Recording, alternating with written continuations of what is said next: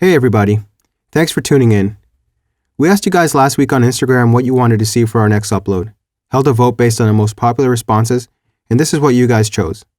So head over there and let us know in the comment section what you'd like to see for our next video. Right off the bat, we want to make it clear that we don't suggest trading based on any indicator. Indicators are tools based on mathematical calculations to help identify things like trend direction, volatility, volume, etc. If you're going to try to base your trades on this and sell every time you see a red candle, or buy every time you see a green candle, you're probably going to lose. Instead, we recommend that you add this indicator to your strategy as a whole to help you make more sophisticated and educated trades. First, let's briefly talk about what the Heiken-Ashi indicator is and what it's used for. Heiken-Ashi is a type of trading chart that originated in Japan. It's similar to candlestick charts in that the color of the candlestick denotes the direction of the price. The main difference between traditional candlestick charts and Heiken-Ashi charts, also abbreviated as HA, is that HA charts show an average of price movement, creating a smoother appearance. Because the HA price bars are averaged, they don't show the exact open and close prices for a particular time period. This is useful because it'll show you the general direction where the price is moving, even though the normal candlestick chart might be moving all over the place. The indicator you see on our chart right now is a custom version we developed to overlay on top of the normal candlestick chart.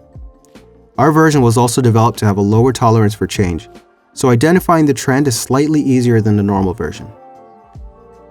We're going to start by showing you some previous trade examples on how to identify trend direction and find setups based on the information that the HA provides.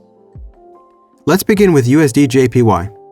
First, you'll see on the chart that the price was bouncing in a bearish channel, and the Heiken-Ashi indicator gave us confirmation of a bearish trend.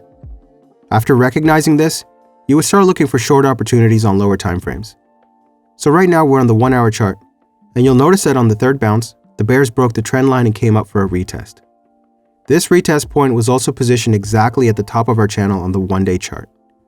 This means that there was a high probability that the bears were going to come in with some huge downward movement, which they did, and continued to carry the wave to the bottom of the channel. Here's another example of this strategy on the 1-day chart for EUR/CAD. Right off the bat, we can see that the price was trending upwards. The Heiken-Ashi indicator makes identifying this a little easier, but you could manually tell the trend direction by the powerful upward movement from the bulls and the weak counter movement from the bears.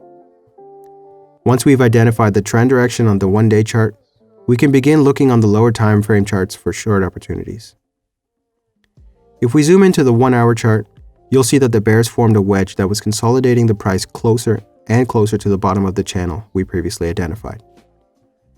Now, knowing that the price is trending upwards, we would prepare to trade another upward wave once we saw confirmation of a breakout. That's all we have to share for today. Hopefully you learned something and were able to improve your strategy.